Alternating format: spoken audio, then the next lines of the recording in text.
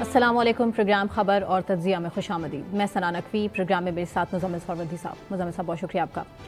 ناظرین، پروگرام کا آغاز بڑی تکلیف دہ خبر، بڑی ہی تکلیف دہ غزہ کی صورتحال اور ظلم اور بربریت کے پہاڑ تو اسرائیل کی طرف سے توڑے جا رہے ہیں، لیکن کچھ عرصہ پہلے جو اسرائیل کا ایک ڈیسیجن تھا کہ جو امداد غزہ تک پہنچے گی اس سے پہلے اسرائیلی فوج قابض ہوگی. اب صورتحال یہ ہے کہ جو نہتے فلسطینی ہیں، جو غزہ کے باسی ہیں، اب وہ بمباری سے نہیں تو بھوک سے جان کی بازی ہار رہے ہیں. وہ شہید ہو رہے ہیں جو بھوک کے لیے، امداد کے لیے اور اپنے چھوٹے بچوں کے لیے، مطلب کہ شیرخوار بچوں تک کے لیے کچھ کھانے کے لیے قدم آگے بڑھاتا ہے، انہیں گولیاں مار کے شہید کر دیا جاتا ہے.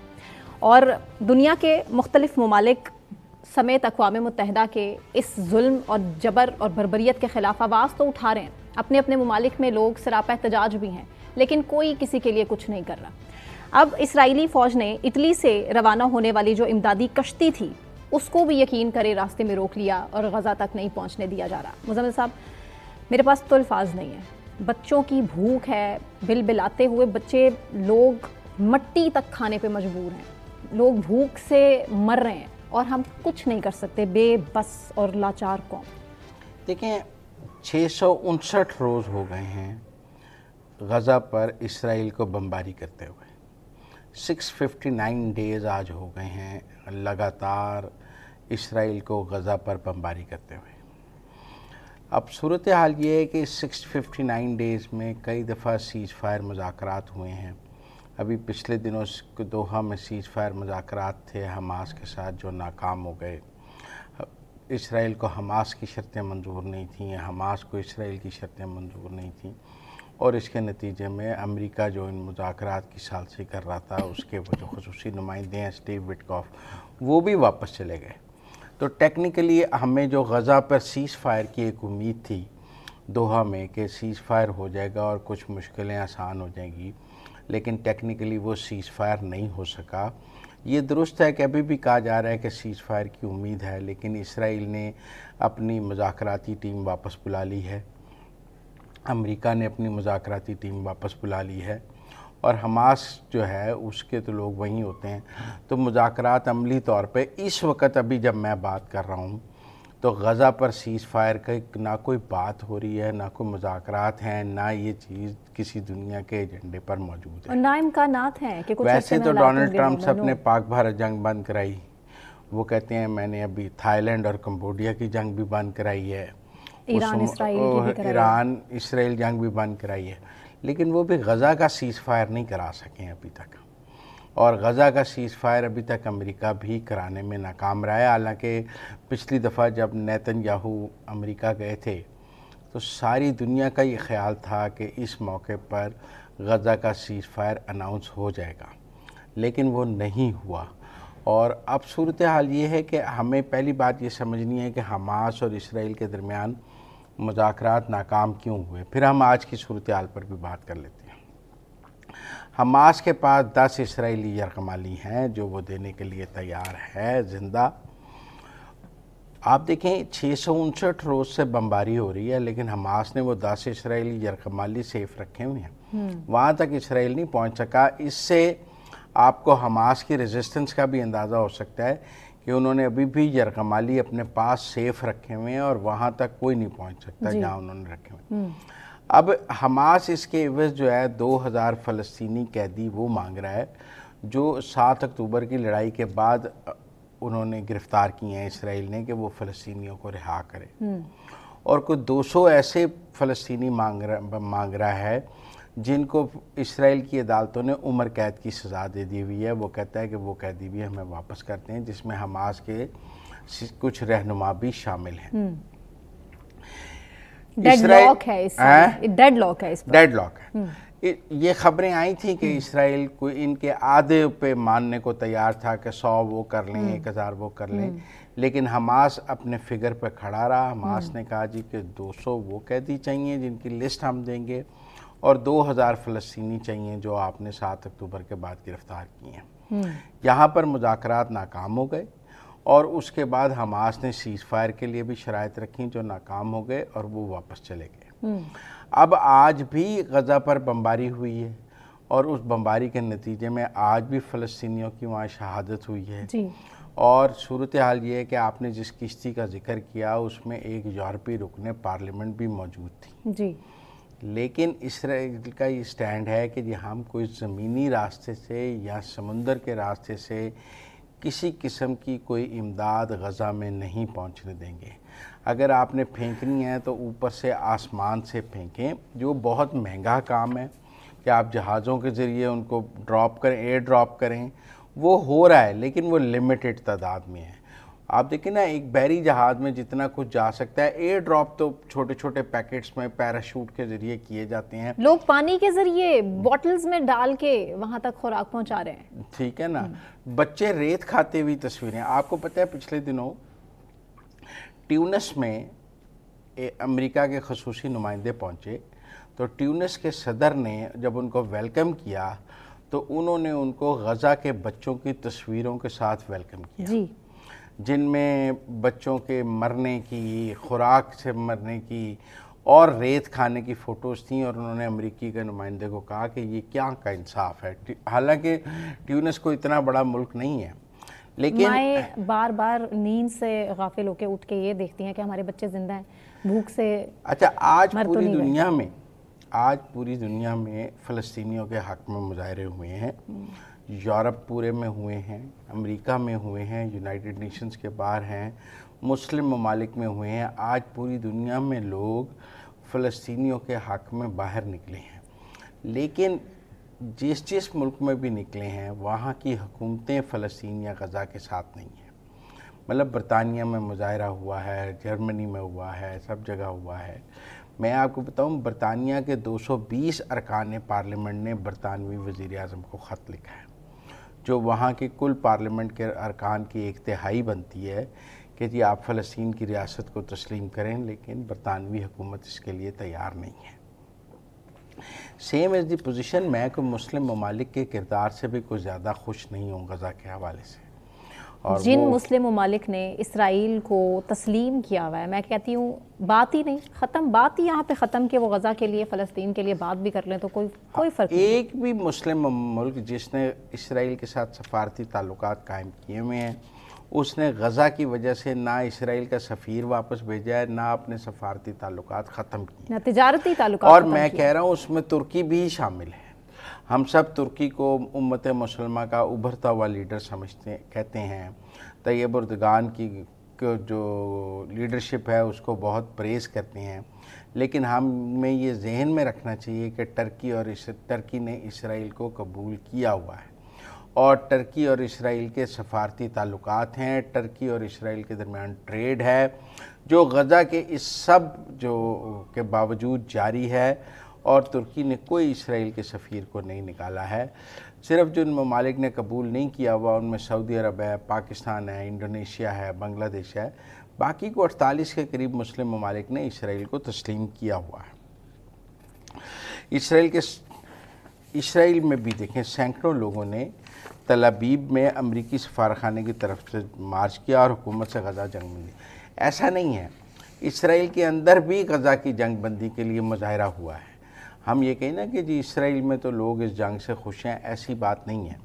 لیکن مزمل صاحب پہلے حالات بڑے مختلف تھے. جب تک ایران نے اسرائیل پر اٹیک نہیں کیا تھا اسرائیل کے اپنے لوگ اپنی حکومت کے ساتھ تھے کہ جو کچھ غزہ میں ہو رہا ہے فلسطین کے لوگوں کے ساتھ ہو رہا ہے وہ جسٹیفائڈ ہے، بالکل ٹھیک ہو رہا ہے.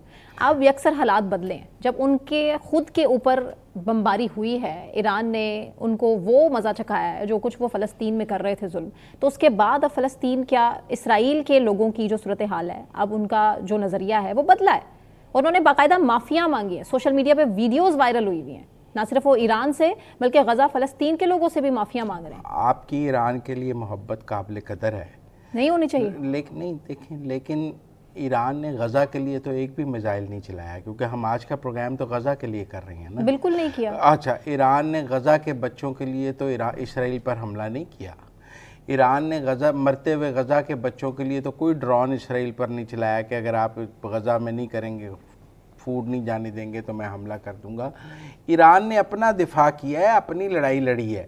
غزہ کی لڑائی نہیں لڑنے کو تیار ایران بھی. ایران کی پلاننگ کو انڈر اسٹیمیٹ نہیں کر سکتے. That was just trailer. نہیں دیکھیں بچے آج مر رہے ہیں، پلاننگ پتہ نہیں کب کیا. آپ میری بات سمجھیں، ہم آج یہ بات کر رہے ہیں کہ غزہ میں کھانے کو نہیں ہے، ہم آج یہ بات کر رہے ہیں کہ غزہ میں بمباری 659 روز سے ہو رہی ہے، ہم آج یہ بات کر رہے ہیں کہ غزہ کے میں بہت برے حالات ہیں. 2 سال سے زائد ہو گیا تو کب سے فلسطین ان 2 سالوں میں لوگوں پر ظلم ڈھائے جا رہے ہیں. ایران، جب اسرائیل نے ایران پر حملہ کیا ہے تو ایران نے اپنا دفاع بہت اچھا کیا ہے، میں اس بات سے آپ سے متفق ہوں. لیکن میں یہاں یہ بات ضرور کہنا چاہوں گا کہ ایران نے غزہ کے لیے اسرائیل پر حملہ نہیں کیا، غزہ کے بچوں کے لیے اسرائیل سے لڑائی نہیں کی. کسی مسلم ملک نے نہیں کچھ تو کیا. پھر آپ ایران کی چونکہ آپ نے مثال دی مجھے، میں نے اسی لیے دی کیونکہ اسرائیل کے لوگوں کی پہلے حالت مختلف تھی.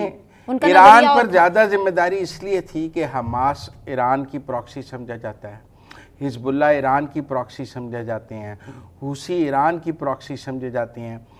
یہ جنگیں ایران نے شروع کی اور ایران پیچھے ہٹ گیا. پھر ایک موقف یہ بھی ہے کہ جب حماس کو آج سپلائی نہیں ہے ہتھیاروں کی، حماس کو آج فوڈ کی سپلائی نہیں ہے، اور حماس کو آج ایران سے سپلائی بھی ختم ہو گئی ہے. مزمل صاحب، عراق پر اسرائیل نے کیوں اٹیک کیا تھا؟ شام کے ساتھ جو حالات ہوئے تب صورتحال کیا تھی؟ ہر ملک نے اپنا دفاع کرنا ہے. نہ شام نے غزہ کے لیے آنا ہے، نہ آپ میری بات سمجھیں، نہ عراق نے غزہ کے لیے آنا ہے، نہ سعودی عرب نے غزہ کے لیے آنا ہے، نہ ترکی نے غزہ کے لیے آنا ہے، نہ یو اے ای نے غزہ کے لیے آنا ہے، نہ پاکستان نے غزہ کے لیے آنا ہے. غزہ کے سب نے اپنے اپنے ملک. یہ بات آپ پہلے سمجھ لیں، ایران سمیت، ترکی سمیت، سعودی عرب سمیت سفارتکاری کی مدد تو کی جا سکتی ہے کہ سب کی سفارتی مدد حاصل ہے غزہ کے لوگوں کو. آج پوری دنیا میں انسانی حقوق کی تمام تنظیمیں غزہ کے ساتھ کھڑی ہیں. دنیا کی وہ ممالک جو اسرائیلی حکومت کو ہتھیار دے رہے ہیں وہاں پر بھی غزہ کے حق میں مظاہرے ہو رہے ہیں، لیکن وہ اسرائیل کو ہتھیار دے رہے ہیں. ان ممالک کے ارکان پارلیمنٹ بھی غزہ کی بمباری بند کرنے کی بات کرتے ہیں، لیکن یہ حکومتیں اسرائیل کے ساتھ کھڑی ہیں. آپ دیکھیں نا، امریکہ حکومت نے تو امریکہ میں غزہ کے حق میں مظاہروں پر پابندی لگائی ہوئی ہے. جن یونیورسٹیوں کے جن بچوں نے غزہ کے لیے آواز اٹھائی ہے ان کے ویزے کینسل کیے جا رہے ہیں. آج بھی سوشل میڈیا بھی دیکھا جاتا ہے کہ کون غزہ کے لیے بات کرتا رہا ہے، کون کچھ کرتا رہا ہے. تو امریکہ جہاں آپ کہتے تھے آزادی اظہار کی بہت ہے، وہ غزہ کے لیے بات کرنے کی اجازت نہیں دیتے اپنے ملک میں. اور ٹرمپ صاحب کی جو ایک سٹیٹمنٹ تھی الیکشن سے پہلے کہ وہ سب سے پہلے سیز فائر کرائیں گے اسرائیل اور فلسطین کے درمیان، میرا خیال ہے ان کا اندازہ تھا. دیکھیں ٹرمپ صاحب نے تو یہ بھی کہا کہ غزہ کو فلسطینیوں سے خالی کرا لیا جائے. ہاں جی. اور وہاں پہ انہوں نے کہا کہ ٹرمپ نیا ایک شہر میں بنانا چاہتا ہوں جس میں فلسطینی نہ ہوں، اور فلسطینیوں کو وہ چاہتے ہیں جو غزہ میں رہنے والے فلسطینی ہیں وہ غزہ چھوڑ کر کہیں موروکو چلے جائیں، صومالیہ چلے جائیں، ان کو کہیں اور آباد کر دیتے ہیں. یہ جو آج کھانا نہیں جانے دینے جا رہا، دراصل ان لوگوں کو اس بات پر ذہنی طور پہ تیار کیا جا رہا ہے کہ اب یہاں رہا نہیں جا سکتا اور ہمیں بالآخر یہاں سے جانا ہے تاکہ لوگ وہاں سے جانے پر راضی ہو جائیں، اور پھر ہم کہیں کہ یہ بڑی ویلفل مائیگریشن ہے، لوگ اپنی مرضی سے غزہ چھوڑ کے جا رہے ہیں. دیکھیں آپ یہ سمجھیں کہ اسرائیل 2 سال سے بمباری کر رہا ہے، 659 روز ہو گئے ہیں حماس کے ساتھ لڑتے ہوئے اور غزہ میں بمباری کرتے ہوئے. اور وہ چاہتے کیا ہیں؟ وہ چاہتے ہیں کہ غزہ کو فلسطین سے خالی کرایا جائے، اور اس کام کے لیے انہوں نے دنیا کے مختلف ممالک میں فلسطینیوں کو آباد کرنے کا پروگرام بھی بنایا جو ٹرمپ نے اناؤنس کیا. اب صورتحال یہ ہے کہ اس کے لیے پہلے شرط تو یہ ہے کہ حماس جو ہے وہ غزہ خالی کرے اور غیر مسلح ہو جائے. لہذا ہر پیس ٹاکس کی پہلی شرط یہ ہوتی ہے کہ حماس غیر مسلح ہو جائے اور غزہ سے چلی جائے. ان کا یہ خیال ہے کہ جب حماس غزہ سے چلی جائے گی اور غیر مسلح ہو جائے گی تو فلسطینیوں کو غزہ سے نکالنا بہت آسان ہو جائے گا. فلسطینی خود ہی اپنی مرضی سے غزہ چھوڑ دیں گے، اور پھر جو پورے ایک پلان ہے ٹرمپ جس کا اعلان کر چکے ہیں گریٹر اسرائیل کا، وہ وہاں کے جو خوبصورت شہر بنایا جائے، وہاں ٹرمپ ٹاورز بنائے جائیں، اس پر عمل ہو سکے گا. ہم یہ جو غزہ نہیں جانے دی جا رہی، مطلب وہاں امداد نہیں جانے دی جا رہی، وہ دراصل فلسطینیوں کو اس بات پر لانا ہے کہ ہم یہ علاقہ چھوڑ دیں، یہاں تو کھانے کو بھی کچھ نہیں مل رہا، کیونکہ وہاں کے لوگ آج بھی بضد ہیں کہ وہ اپنا وطن، اپنا گھر، اپنی مٹی نہیں چھوڑ کے جائیں گے، ٹھیک ہے، شہید ہونا پسند کریں گے لیکن میں آپ یہاں کو سے بتاؤں نہیں جائیں گے۔ ریزسٹنس کی بھی ایک حد ہوتی ہے، یہ ظلم کو اتنا بڑھاتے جا رہے ہیں کہ کہاں جا کے فلسطینی جو ہیں وہ اپنا علاقہ چھوڑنے پر تیار ہو جائیں۔ آپ دیکھیں یہ ساری لڑائی غزہ میں ہے، ویسٹ بینک میں تو نہیں ہے، محمود عباس والے علاقے میں۔ جو علاقہ محمود عباس صاحب کے کنٹرول میں ہے، جو صدر ہیں فلسطینین اتھارٹی کے، وہاں تو کوئی ایسا پرابلم نہیں ہے۔ پرابلم تو اس علاقے میں ہے جو حماس کے پاس ہے، اور یہ غزہ کا علاقہ ہے، جی ٹھیک ہے نا۔ اور اسی طرح وہ لیبنان میں حزب اللہ کو غیر مسلح کرنا چاہتے ہیں، اور وہ وہاں لیبنان کی فوج کو کہہ رہے ہیں کہ حزب اللہ کو غیر مسلح کریں۔ اسی طرح حوثیوں کو غیر مسلح کیا جانا چاہیے، کیونکہ وہ کہتے ہیں یہ سب ایران کی پراکسیز ہیں، اور ایران نے ان کو سٹینڈ کیا ہوا ہے۔ ان کی ایران پر حملہ بھی کیوں کیا گیا؟ تاکہ یہ سپلائی لائن توڑی جا سکے، جو وہ حماس، حزب اللہ یا ان سب کے لیے کرتا ہے۔ لیکن غزہ کے لوگوں کے صبر کو اور ان کی مزاحمت کو ہم سلام پیش کرتے ہیں، بے شک، جو تاریخ انہوں نے رقم کی ہے اس کو ہم سلام پیش کرتے ہیں، اور حماس کے ریزسٹنس کو بھی ہم قدر کی نگاہ سے دیکھتے ہیں۔ لیکن لوگ دو طرح کا پہلو ہے، کچھ لوگوں کا یہ بھی رائے ہے کہ حماس نے یہ جو لڑائی شروع کی ہے اس کے نتیجے میں اتنی قتل و غارت ہو گئی ہے، اتنے لوگ شہید ہو گئے ہیں، اگر ویسٹ بینک امن سے اسرائیل کے ساتھ رہ سکتا ہے تو غزہ بھی رہ سکتا ہے۔ اور حماس نے 7 اکتوبر کو جو لڑائی شروع کی اس کے نتیجے میں بہت نقصان ہو گیا۔ کچھ لوگوں کی یہ رائے ہے کہ نہیں، بالآخر تو کسی دن یہ لڑائی لڑی جانی تھی نا، اسرائیل نے ایک دن، پھر جب اسرائیل کرتا تو پھر کیا تھا، تو حماس نے ٹھیک کیا۔ دونوں طرح کی رائے موجود ہے۔ کچھ لوگوں کا خیال ہے کہ حماس نے پری میچور لڑائی شروع کر دی جس کے نتیجے میں بہت نقصان ہو گیا۔ کچھ لوگوں کا خیال ہے بڑے ٹائملی شروع کی، اگر یہ نہ شروع کرتے تو پھر اسرائیل زیادہ گریٹر اسرائیل کے لیے کام کرتا۔ میرے خیال میں آج ہمیں فلسطینیوں کے ساتھ اظہار یکجہتی کرنا چاہیے، اور ہمیں آج پوری دنیا فلسطینیوں کے ساتھ اظہار یکجہتی کر رہی ہے، غزہ کے فلسطینیوں کے ساتھ اظہار یکجہتی کر رہی ہے۔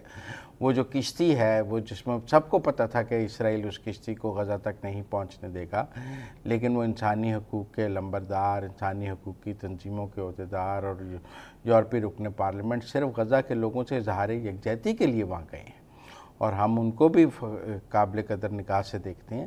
بہرحال ہم دعا کر سکتے ہیں، لیکن ہم کر کچھ نہیں سکتے۔ ہم جتنے مرضی جذباتی بیانات کر دیں لیکن ہم کر کچھ نہیں سکتے۔ ایک UN میں کانفرنس ہو رہی ہے کل سے، جو سعودی عرب اور فرانس ہوسٹ کر رہے ہیں اسی مسئلے کے اوپر، لیکن وہ وزارتی سطح کی ہے، لیکن مجھے اس سے یہ تو لگتا ہے کہ وہاں قرارداد تو ہو جائے گی غزہ کے حق میں، لیکن اس کے نتیجے میں جنگ بندی بھی مجھے نظر نہیں آتی۔ لیکن سعودی عرب اور فرانس مل کر کوشش کر رہے ہیں۔ آپ دیکھیں فرانس نے فلسطین کو ماننے کا اعلان کیا ہے، تو اس پہ امریکہ اور اسرائیل نے کیسا رد عمل دیا ہے۔ برطانیہ اس کے ساتھ نہیں کھڑا ہے، باقی ملک نہیں کھڑے ہیں، لیکن فرانس نے کیا ہے، اور ہمیں فرانس کو اس پہ قدر کی نگاہ سے دیکھنا چاہیے۔ بالکل، بریک لیتے ہیں مزمل صاحب، بریک سے واپس آنے کے بعد کنٹینیو کریں گے، ہمارے ساتھ رہیے۔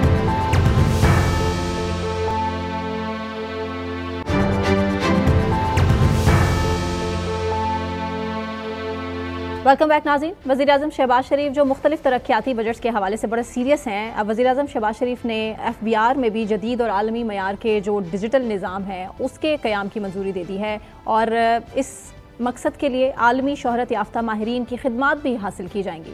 مزمل صاحب کیسے دیکھتے ہیں آپ؟ دیکھیں، پاکستان کو ٹھیک کرنا ہے تو FBR کو ٹھیک کرنا ہے۔ Very good. اگر ہمارے ملک میں سب لوگ ٹیکس دینے، اپنے حصے کا ٹیکس دینے لگ جائیں تو پاکستان کو قرض لینے کی کوئی ضرورت نہیں رہے گی، آدھے سے زیادہ مسئلوں کا حل تو یہ حل ہو جائے گا۔ اصل مسئلہ یہی ہے نا کہ اس سال دیکھیں سب سے زیادہ ٹیکس کس نے دیا ہے؟ تنخواہ دار طبقے۔ جی، اس کا مطلب امیر لوگوں نے، صنعت کاروں نے، تاجروں نے ٹیکس نہیں دیا، اور سارا بوجھ تنخواہ دار پہ پڑا ہے۔ جی، میں سمجھتا ہوں، اور ہمیں FBR سے بہت شکایات ہیں، FBR میں بہت کرپشن ہے، FBR ٹیکس چوری کی سہولت کاری کرتا ہے۔ میں ان سب چیزوں سے ایگری کرتا ہوں، میں کوئی FBR کا وکیل نہیں ہوں، لیکن اب مصیبت یہ ہے کہ ٹیکس چوری کا کام بھی تو FBR نہیں کرنا ہے۔ ہاں جی، اور ان کے لیے چیک اینڈ بیلنس بھی ہونا چاہیے۔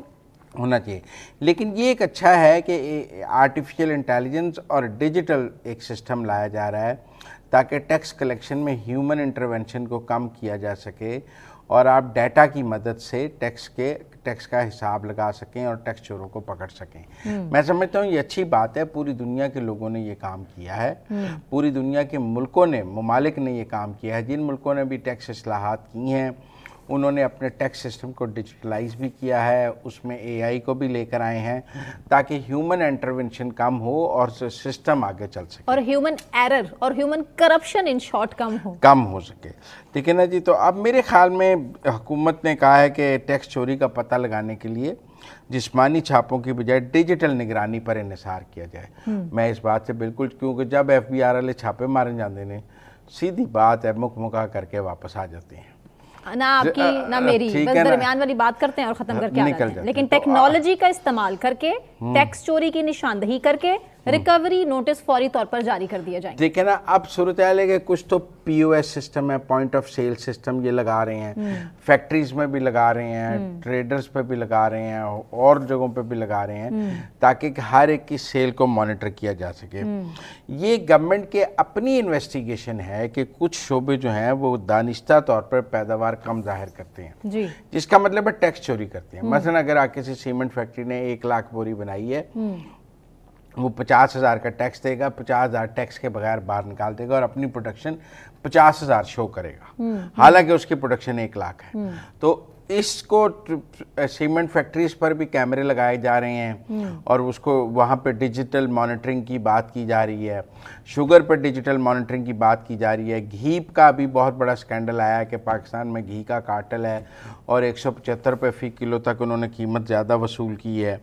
اور بہت سے ایسے شعبے ہیں جن میں مینوفیکچرنگ کے جہاں پہ ٹیکس چوری موجود ہے, جہاں پر کم پروڈکشن زیادہ کی جاتی ہے اور کم شو کر کے آپ پیسے جو ہے ٹیکس ایویژن کرتے ہیں.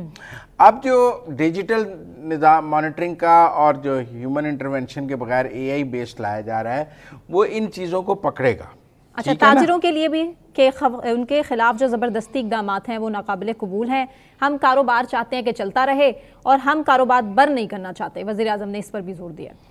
کاروبار بند نہیں کرنا چاہتے لیکن کاروبار سے ٹیکس بھی تو لینا چاہتے ہیں. اس میں دیکھیں ہم تنخواہ داروں نے دیے 500 ارب سے زیادہ جی, اور پورے ملک کے تاجروں نے دیے 60 ارب. تو کوئی تاجر مقدس گائے نہیں ہے. بالکل. حکومت تاجروں سے بہت نرمی کرتی ہے, ووٹ بینک کا بھی رولا ہوتا ہے, ہڑتال کا بھی خوف ہوتا ہے, لیکن میں سمجھتا ہوں کہ کہیں نہ کہیں ان تاجروں کو جو ہے وہ اب ٹیکس نیٹ میں لانا ہوگا. سختی برتنی پڑے گی, اس کے بغیر زیادہ آمدن والے افراد, ریٹیلرز, ہول سیلرز اور کو ٹیکس نیٹ میں لانے کے لیے یہ ڈیجیٹل مانیٹرنگ, پی او ایس سسٹم اور ان سب چیزوں کو آپ کو یوز کرنا پڑے گا. دیکھیں پاکستان جو ہے وہ اپنی استطاعت سے بہت کم ٹیکس اکٹھا کر رہا ہے. پاکستان میں ٹیکس چوری بہت ہے, لوگوں کا جو ٹیکس بنتا ہے لوگ نہیں دیتے, جس کی وجہ سے ہم جیسے لوگ جو ٹیکس دیتے ہیں ان پر بوجھ زیادہ ہے, مڈل کلاس پر بہت زیادہ ہے. جب یہ ٹیکس چوروں سے ٹیکس لے لیا جائے گا, ایف بی آر اس قابل ہو جائے گا کہ سب سے ٹیکس لے سکے, تو ٹیکس کی شرح بھی نیچے آ جائے گی اور میرے اور آپ پر سے بوجھ بھی کم ہوگا. تو لہذا میرا ذاتی طور پہ یہ خیال ہے کہ جو ایف بی آر میں ڈیجیٹل نظام کے لایا جا رہا ہے, اے آئی کو لایا جا رہا ہے, ہمیں اس کو سپورٹ کرنا چاہیے تاکہ دو الگ الگ آپ کو انڈسٹریلسٹ اور تاجروں کی چیخیں نظر آئیں گی, آپ کو ان کی ہڑتالیں بھی نظر آئیں گی, آپ کو ان کا احتجاج بھی نظر آئے گا, لیکن میرا یہ خیال ہے کہ ملک کے مفاد میں ان کو یہ کہنا چاہیے کہ بھائی جان ٹیکس دیو اور ہڑتالیاں نہ کرو. ہاں جی, اس کے بغیر کوئی آپشن نہیں ہے, اس کے علاوہ کوئی آپشن نہیں ہے. مظفر صاحب, وزیر داخلہ محسن نقوی صاحب نے ایک اناؤنسمنٹ کی ہے کہ جو زائرین ہیں وہ اس سال بذریعہ سڑک بائی روڈ ٹریول نہیں کر سکتے عراق ایران کے لیے, اور پاکستان سے زائرین کی بہت بڑی تعداد ظاہر ہے جو افورڈ نہیں کر سکتے 4-5 لاکھ کا کے لیے زیارات کے لیے عراق اور ایران جانا, وہ 90,000 سے لے کے 1.5 لاکھ کے درمیان تک بائی روڈ ٹریول کر کے عراق اور ایران جاتے تھے. اب صورتحال کوئٹہ کی ہمارے سامنے ہے, بلوچستان کے حالات سیکیورٹی کے ہمارے سامنے ہے, ان حالات کے پیش نظر یہ ڈیسیجن لیا گیا ہے. لیکن آج آ کے وہی مسئلہ تو غریب آدمی کا ہی ہے, اس کے لیے ہی یہ مسئلہ کھڑا کر دیا گیا. اس وقت بلوچستان میں روڈ ٹریول سب سے بڑا مسئلہ ہے. ہم نے پیچھے دیکھا ہے بسوں سے پنجابیوں کو ٹارگٹ کیا گیا, تو اہل تشریف پنجابی بھی تو ہیں نا جی, صرف میرا مطلب ہے بلوچ اہل تشیع تو نہیں ہے، اور زیادہ جو جاتے ہیں وہ پنجابی ہیں. تو میرے خیال میں اس وقت بجائے اس کے کہ ہم بہت سارے زائرین جو ہیں وہ دہشت گردوں کے حوالے کر دیں اور وہ جو ہیں ان کو ہاسٹیج بنائیں یا کوئی بڑا واقعہ ہو جاتا ہے ایسا، مجھے لگتا ہے کہ یہ فیصلہ درست ہے. یہ آپ کی بات بالکل ٹھیک ہے کہ اب اس سال بہت مہنگا ہو جائے گا. یہ درست ہے کہ پی آئی اے نے اسپیشل فلائٹس چلانے کے لیے جو ہے وہ کہا ہے، اور ایران اور عراق کے لیے اسپیشل فلائٹس چلائی جائیں گے، لیکن ہوائی سفر مہنگا ہے بنسبت زمینی سفر کے. بس اور جہاز کا مقابلہ تو کوئی نہیں نا. آپ بس پر تافتان تک جا کے آگے ایران میں داخل ہو جائیں. میں گیا ہوں by road Iran. By road Iran میں کوئٹہ سے تافتان گیا، تافتان سے زاہدان، زاہدان سے میں نے جہاز لیا اور میں تہران گیا. لیکن وہ اچھا وقت تھا جب میں یہ گیا، آج سے کو 20 سال پہلے. تب بلوچستان میں روڈ ٹریول بہت سیف تھا. آج بلوچستان میں روڈ ٹریول سیف نہیں ہے، آپ اس طرح نہیں کر سکتے. میرے خیال میں جو بلوچستان میں بڑھتی ہوئی دہشت گردی ہے اس نے حکومت کو اس سٹیپ پہ مجبور کیا ہے. میں نہیں سمجھتا کہ یہ اس سے پی آئی اے کو تو فائدہ ہو سکتا ہے. ٹو بی ویری فرینک، آپ کو ایکسٹرا فلائٹس مل جائیں گی، ایکسٹرا پیسنجرز مل جائیں گے، کیونکہ بہرحال لوگوں نے جانا ہے ان زیارتوں کے لیے.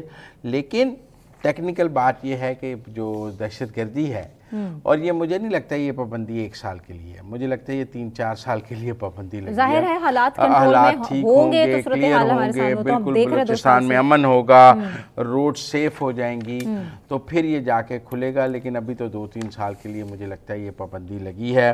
اور اب صورتحال یہ ہے کہ لوگ ایران سے عراق تو شاید بائی روڈ چلے جائیں گے، یہاں سے تہران بائی ایئر جائیں گے یا مشہد جائیں گے، اور پھر آگے پھر بائی روڈ کر کے تو پھر واپسی کی بھی بائی ایئر فلائٹ لیں گے. لیکن گورنمنٹ عراق کی ڈائریکٹ فلائٹس بھی چلانا چاہتی ہے اور ایران کی بھی ڈائریکٹ فلائٹس چلانا چاہتی ہے. لیکن آپ نجف یا پھر آپ مشہد ہی جا سکتے ہیں، آپ بائی روڈ تو ظاہر ہے ٹریول نہیں کر سکتے، تو ایک یہ پابندی لگائی ہے. لیکن شہباز شریف صاحب نے وزیر داخلہ کو گوادر سٹی سیف سٹی پر کام کرنے کی بھی ہدایت کی ہے. ایسے میں آپ کو نہیں لگتا کہ یہ زیادہ خطرناک ہے؟ یہ سیف سٹی تو ہونا چاہیے. دیکھیں سیف سٹی سے جرائم رکتے ہیں، دہشت گردی رکتی ہے، دہشت گردوں کو ٹریس کرنے میں مدد ملتی ہے، کیمرے لگانے چاہیے. اور سیف سٹی جو ہے وہ مانیٹرنگ کا سب سے جدید نظام ہے دنیا میں. جہاں بھی امن و امان قائم ہے، میرے خیال میں سیف سٹی تو چھوٹے سے چھوٹے شہر میں ہونا چاہیے. اور اگر آج تک گوادر میں سیف سٹی نہیں ہے تو یہ بڑا ہی افسوسناک ہے. ٹھیک ہے نا، آپ اس کو اپنا پورٹ سٹی بنانا چاہتے ہیں، آپ اس کو اپنا اکنامک ہب بنانا چاہتے ہیں، تو وہاں پر سیف سٹی نہ ہو یہ تو غلط ہے. وہاں تو بہت اچھا سیف سٹی کا سسٹم ہونا چاہیے، اور اب تک نہیں ہے. یہ بھی ایک سوال ہے. اور بلوچستان حکومت کو دیکھیں نا، گجرات گوادر ڈیولپمنٹ اتھارٹی ہے، پورٹ ہے، سب کچھ ہے، بیچز ہیں. اگر آپ کبھی گوادر میں امن ہو جائے تو جتنا ٹورزم گوادر جائے گا، جتنی خوبصورت بیچز گوادر کی ہیں، اور جتنے پاکستان سے اندر سے ہی ٹورزم گوادر جائے گا، باہر سے تو لوگ آئیں گے ہی آئیں گے ٹورزم کے لیے، اس بیچ کے لیے. پاکستان کے اندر سے بھی لوگ گوادر کی اس بیچ کے لیے جائیں گے. آپ کو اندازہ نہیں، ابھی تو لا اینڈ آرڈر کی میں نے وہ دیکھی ہیں بیچز گوادر کی، بہت زبردست اور بہت شاندار بیچز ہیں، اور فیملیز جا کے بہت انجوائے کریں گی. گوادر بہت بڑا صرف اکنامک یا پورٹ نہیں، ٹورزم ہب بھی بن سکتا ہے. لیکن لا اینڈ آرڈر، دہشت گردی، بی ایل اے، پاکستان مخالف قوتیں، فتنۃ الہندوستان، یہ سب کچھ جو ہے یہ اپنی جگہ ہے. ہم دیکھتے ہیں کہ جب بھی بی ایل اے کے خلاف یا بی ایل ایف کے خلاف آپریشن کیا جاتا ہے تو ہمیں بی وائی سی کی ایکٹیویٹیز نظر آ جاتی ہیں. وہ دھرنوں پہ آ کر بیٹھ جاتے ہیں تاکہ ڈائیورژن لگائی جا سکے. لیکن میرے خیال میں یہ ڈائیورژن نہیں ہونی چاہیے، اور ہمیں جو عسکری تنظیمیں ہیں، دہشت گرد تنظیمیں ہیں، ان کے خلاف آپریشن تیز سے تیز تر کرنا چاہیے. میرے خیال میں یہ جب زائرین کی موومنٹ بھی ختم ہوگی تو ایک ٹینشن گورنمنٹ کی ختم ہوگی کہ زائرین کو بھی سیف رکھنا ہے، اور زیادہ توجہ جو ہے وہ پھر دہشت گردوں سے آپریشن پہ ڈالی جا سکے. بالکل، سویلینز کو وہاں پہ الاؤ نہیں کر سکتے جانے کے لیے جو حالات ہیں. بریک لیتے ہیں مزمل صاحب، بریک سے واپس آنے کے بعد کنٹینیو کریں گے. ہمارے ساتھ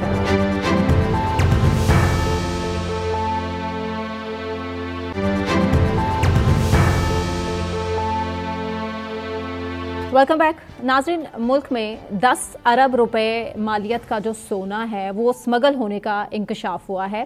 کسٹم حکام نے 8 من سونے کی اسمگلنگ پکڑ لی ہے. مزمل صاحب، ڈالر پاکستان سے اسمگل، چینی پاکستان سے اسمگل، ہمارے حالات کچھ اچھے نہیں ہیں، جتنا مرضی ہم ان مافیاز کے اگینسٹ کریک ڈاؤن کریں۔ یہ وہ اسمگلنگ ہے جو پکڑی گئی ہے، یہ وہ اسمگلنگ نہیں ہے جو کامیاب ہو گئی ہے۔ یہ تو ہمارے کسٹم حکام نے پچھلے 10 سال میں یہ 10 ارب کے سونے کی اسمگلنگ ناکام بنائی ہے۔ میں نے یہ ٹاپک اس لیے چوز کیا کہ یہ جو سونا ہے نا، ابھی پاکستان، یہ حکومت یہ اس بات پر سوچ رہی ہے کہ جو پاکستان کے ریزروز ہیں، ایک تو یہ سونے کی اسمگلنگ کو میرے خیال میں اور روکنا چاہیے، اور سونے کی اسمگلنگ جو ایک دور میں تو سونا بالکل ٹیکس فری تھا پاکستان میں آنا، اور پھر اسمگلنگ بھی اس کی اپنی جگہ، انڈیا جاتا ہے، انڈیا سے آتا ہے، یو اے ای جاتا ہے، اور پیسے باہر لے جانے کا ایک طریقہ سونا بھی ہے، اور پیسے باہر سے لانے کا ایک طریقہ سونا بھی ہے، کیونکہ اگر آپ کیش نہیں لا سکتے تو آپ گولڈ کی چیزیں لاتے ہیں، اتنی مہنگی مہنگی، اتنی بڑی بڑی کہ منی جو ہے لانڈرنگ اس کے ذریعے ہو سکتی ہے، تو لہذا گولڈ کے یہ، لیکن مجھے اطلاعات یہ ہیں کہ حکومت پاکستان اس بات پر غور کر رہی ہے کہ پاکستان کے کچھ ریزروز، ابھی تو ہم ڈالر میں ریزروز رکھتے ہیں، لیکن وہ کچھ ریزروز گولڈ میں بھی رکھنا چاہ رہے ہیں، اور اس کے لیے جو اسٹیٹ بینک کی منٹ فیکٹری ہے اس کو ٹھیک کیا گیا ہے تاکہ وہاں پہ گولڈ بارز بن سکیں، اور سونے کو پاکستان میں ریگولیٹ کرنے کا فیصلہ کیا جا رہا ہے، جس میں یہ ہے کہ اسٹیٹ بینک سونا خریدے گا بھی، اور وہ سونا جو ہے ملک کے اندر خرید کے بھی اس سونے میں پاکستان کے ریزروز بنائے جائیں گے، اور ایک اندازہ ہے کہ $2-3 بلین کا سونا تو آپ ملک کے اندر سے خرید کے ان کی بارز بنا کے اپنی منٹ فیکٹری میں، اور کچھ ریزروز آپ گولڈ میں بھی رکھ سکتے ہیں، اور یہ پاکستان کے اندر سے یہ ریزروز جنریٹ بھی ہو جائیں گے۔ اور ہمارے ہاں سونے کی ٹرانزیکشن اتنی ہے، لوگ پرانا سونا بیچتے ہیں، پھر یہ بھی سوچا جا رہا ہے کہ جو سونے کا ریٹ ہے اس کو بھی ریگولیٹ کرنے کی ضرورت ہے، اور کہیں نہ کہیں جب ہم ریزروز جو ہیں وہ گولڈ میں لے آئیں گے تو سونے کا ریٹ بھی ریگولیٹ کرنے کے لیے اس میں اسٹیٹ بینک کی انٹرونشن کی ضرورت ہے کہ گولڈ کا جو ریٹ ہے وہ ملک میں وہ اسٹیٹ بینک اس کو مانیٹر کرے، جیسے مختلف کرنسیز کے ریٹس کو مانیٹر کیا جاتا ہے اس طرح گولڈ کے ریٹ کو بھی کیا جائے۔ تو پاکستان میں سونے کی اسمگلنگ پہ سختی ہونی چاہیے، یہ بات میں بالکل ٹھیک ہوں۔ پچھلے 10 سال میں اور یہ بہت کم ہے فگر، یہ کوئی اچھی کارکردگی نہیں ہے۔ یہ ایک بری کارکردگی کی رپورٹ ہے کہ آپ نے 10 سال میں صرف 10 ارب کی سونے کی اسمگلنگ پکڑی ہے، 8 من سونا، یہ اس سے کہیں زیادہ سونے کی اسمگلنگ ہے۔ آپ میری بات سمجھیں، یہ کوئی اچھے ایسے فگرز نہیں ہیں جن کو ہم کو کہیں جی کسٹم کو بڑا خراج تحسین پیش کیا جا سکتا ہے، اور کہتے تھے یہ بہت ہی مطلب آپ سمجھیں یہ 10% بھی اسمگلنگ کا نہیں ہے جو انہوں نے پکڑا ہے، اسمگلنگ اس سے زیادہ ہو رہی ہے۔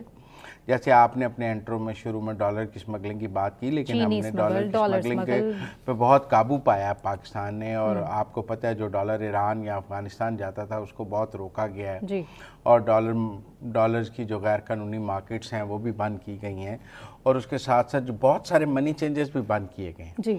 لیکن اب میری یہ اطلاعات ہیں کہ پاکستان اپنے کچھ ریزروز گولڈ میں رکھنا چاہتا ہے، اور وہ گولڈ ملک کے اندر سے ہی حاصل کرنا چاہتا ہے تاکہ ان کو اسٹیٹ بینک گولڈ میں بھی ریزروز رکھے، تو ہم کہہ سکیں گے کہ ہمارے پاس کچھ ریزروز ڈالر میں ہیں، کچھ ریزروز گولڈ کے بھی ہیں۔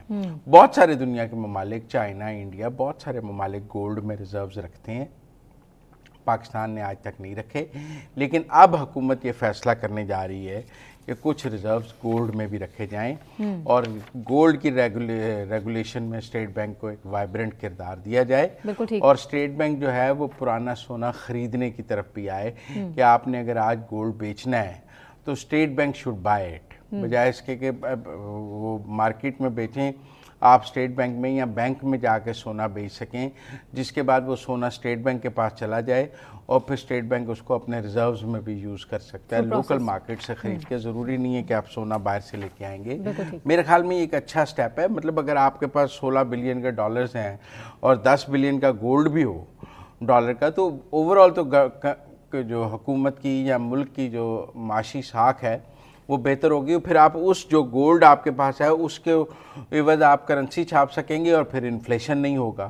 تو میرے خیال میں یہ اس طرف چونکہ سوچا جا رہا تھا، میں نے کہا لوگوں کو بتائیں تاکہ لوگ اس پہ اپنی رائے دے سکیں، لیکن بہرحال گولڈ کے ریزروز پاکستان رکھنے پر سوچ رہا ہے۔ اسلام آباد کے لیے بڑی بری خبر ہے، 25 من گدھے کا گوشت برآمد ہوا ہے۔ اور یہ کراچی اور لاہور والے خوش نہ ہوں کیونکہ کراچی اور لاہور والے گدھے کا گوشت کھا چکے ہیں, اب اسلام آباد آج بھی کھا رہے ہیں 25 من گدھے کا گوشت. یہ دیکھیں, یہ تو مطلب آپ ویڈیو دیکھیں نہیں دیکھی جاتی, 50 سے زائد تو زندہ گدھے وہاں سے برآمد ہوئے.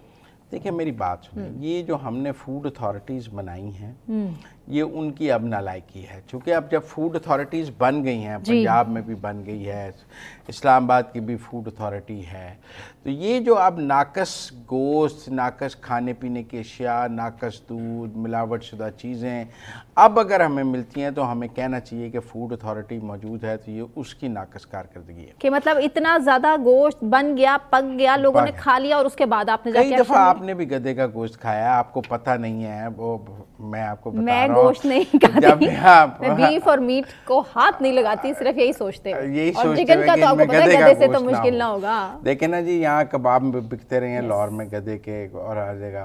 ایک تو یہ سستا ہے عام گوشت سے نا, آپ سمجھیں, عام گوشت دن بدن جو کھانے والا گوشت ہے جس میں بیف ہے, میٹ ہے, چکن ہے, وہ مہنگا ہوتا جا رہا ہے. یہ کاسٹ افیکٹو ہے, یہ سستا ہے, اس وجہ سے لوگ اس کی طرح وہ جو مارکیٹ میں بیچتے ہیں کہ ان کو پیسے بچ جائیں. جیسے مردہ مرغیاں بکتی ہیں جی, شوارماز, پیزا, مردہ سستے مرغیوں سستے جو کے, ملتے یہ ہیں وہ اسی جو طرح مردہ مرغیوں کے شوارمے آپ کھاتے ہیں وہ بھی ہیں. لیکن میں سمجھتا ہوں کہ فوڈ پہ گورنمنٹ نے یہ جو فوڈ اتھارٹیز بنائی ہیں ان کا چیک اینڈ بیلنس اور یہ وائبرنٹ ہونا چاہیے کہ کوئی گوشت بھی ان کی کلیئرنس کے بغیر مارکیٹ میں نہ آ سکے. کیونکہ جب آپ نے سلاٹر سے وہ مذبح خانے بنائے ہیں کہ جہاں پہ میرا مطلب ہے چیزیں ذبح ہوتی ہیں, وہاں سے پیکنگ میں آنی چاہیے.